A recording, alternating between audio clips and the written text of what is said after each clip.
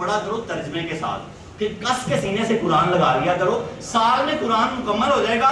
جو اللہ کہتا ہے وہ کر لو، جس سے روکتا ہے رک جاؤ. یہ راز کسی کو نہیں معلوم کہ مومن قاری نظر آتا ہے، حقیقت میں ہے قرآن. اور میری بیٹیاں، میرے میاں صاحب کے میرے پیر مرید پیر بھائی سارے قرآن مان جائیں گے سال کے اندر، اگلے سال تک 2 رکوع ترجمے کے ساتھ. 4 سپارے نہیں پڑھنے ہم نے، پتہ ہی نہ لگے کدھر جا رہے ہیں کدھر. اللہ باتیں کر رہا ہے آپ سے. 22 سال 7 ماہ اور 17 دن اللہ نے آپ سے باتیں کی ہیں. اللہ آپ سے باتیں کر رہا ہے. الف لام میم، پتہ نہیں کدھر چلے جائیں گے اب. الف لام میم اپنے ان پڑھ ہونے کا اظہار کر. آئے ہائے ہائے، ابتدا کہاں سے ہوتی ہے؟ عاجزی سے. اگر بیٹا باپ کے آگے پڑھا لکھا بنے گا کبھی باپ کا فیض نہیں پا سکتا.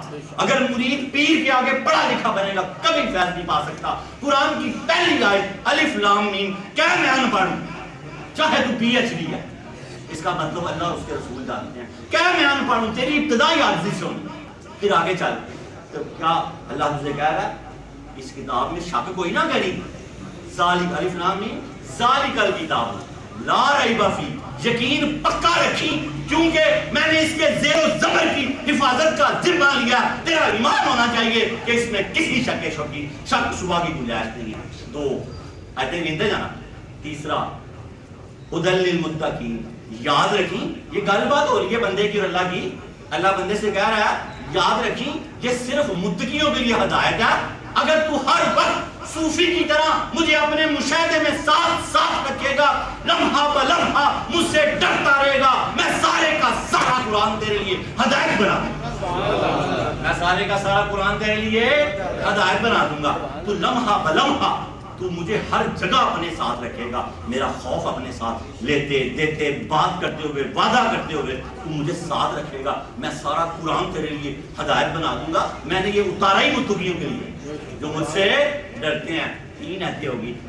الذین یؤمنون بالغیب، بے دیکھے مجھ پہ ایمان رکھتے ہیں.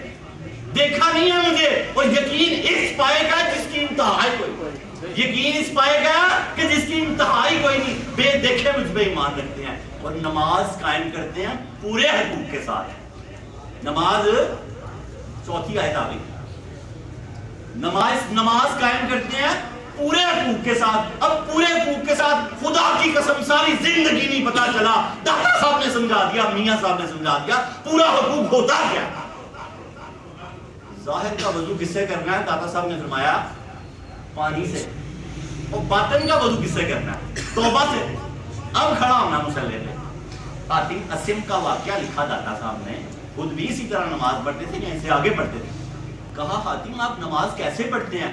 کہا وضو کرتا ہوں پانی سے تو مصلی پہ آ جاتا ہوں، توبہ کرتا ہوں تو باطن کا وضو کرتا ہوں، تو پھر کعبے کو اپنے سامنے کر لیتا ہوں، مقام ابراہیم کو دائیں بائیں کر لیتا ہوں، جنت اور جہنم کی اپنے گرد کر لیتا ہوں، پل صراط پہ کھڑا ہو جاتا ہوں، پیچھے ملک الموت کو تصور کرتا ہوں اور خشیت الہی میں اللہ اکبر پڑھتا ہوں. یہ وہ نماز ہے پورے حقوق والی، پورے حقوق والی.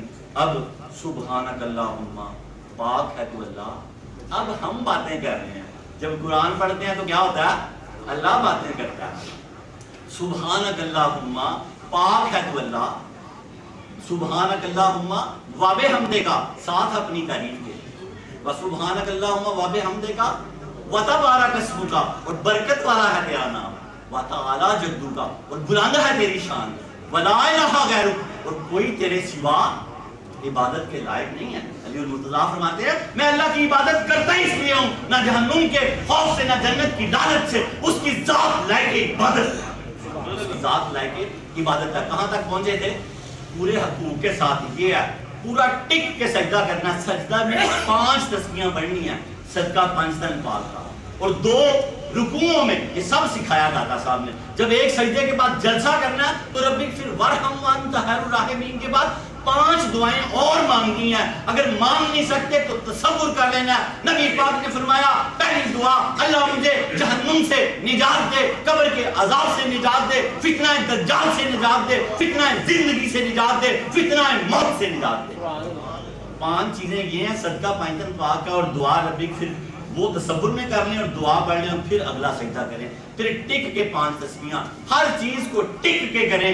ٹک جائیں تو خدا کی قسم اللہ کی نظر آپ پہ ٹک جائے گی، حضور پاک کی نظر آپ پہ ٹک جائے گی۔ داتا صاحب والی نماز آپ کو سمجھا رہا ہوں، میاں صاحب والی، پھر انتہائی آگے بڑا طویل ہے کہ کس طرح یہ آگے چلتا جائے گا، ابھی اتنی کر لیں۔ اچھا، پھر اللہ نے فرمایا کہ پورے حقوق کے ساتھ نماز کو ادا کرو۔ اللہ ہمیں کہہ رہا ہے، مخاطب ہے پڑھنے والے سے، اب اللہ نے کہا جو میں نے دیا ہے نا اس میں سے خرچ کرو۔ الذین یؤمنون بالغیب ویقیمون الصلاۃ ومما رزقناہم ینفقون، جو رزق میں نے دیا اس میں سے خرچ کرو، اللہ کی راہ میں دو۔ سخاوت کے موضوع چل رہے تھے دربار میں، تو حضرت علی المرتضیٰ نے فرمایا، داتا صاحب لکھتے ہیں اپنی کتاب میں، مجھ پر کبھی زکوٰۃ فرض ہی نہیں ہوئی، تو آگے خود ہی فرماتے ہیں کیا سخی پر بھی زکوٰۃ فرض ہوتی ہے؟ کیا جواد پر بھی زکوٰۃ فرض ہوتی ہے؟ داتا صاحب نے سخی اور جود کا مطلب سمجھا، سخاوت اور جود کا، وہ میں آگے آپ کو بتاؤں گا اگر اللہ